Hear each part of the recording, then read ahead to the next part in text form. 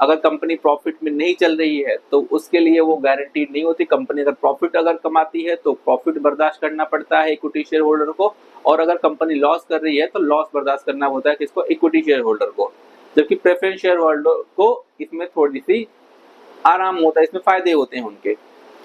अब दूसरा क्या मैंने बताया था, लोन फंड्स। बोरोड फंड में भी एक दो चीजें आती है, सबसे सबसे मेन चीज आती है डिबेंचर। डिबेंचर क्या होता है, मान लीजिए कंपनी को किसी को फंड्स रेज करना, तो ये भी एक टाइप का फंड्स होता है, लेकिन कंपनी जो डिबेंचर इशू होती है करती है उस पे कंपनी को इंटरेस्ट देना होता है। ये भी एक लोन फंड की तरह होता है, बट ये पब्लिक में होता है।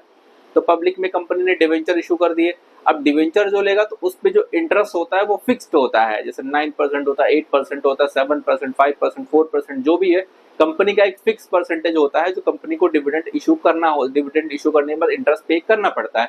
तो ये जो होता है डिविडेंड, ये होता है सिक्योर्ड होता है पूरी तरीके से। ये हमारा शेयर्स हो गया और डिबेंचर हो गया। इसके भी टॉपिक को हम और ज्यादा बढ़ाने वाले हैं सारी चीजें, लेकिन फिलहाल के लिए आप बेसिक नॉलेज के लिए शेयर्स और डिबेंचर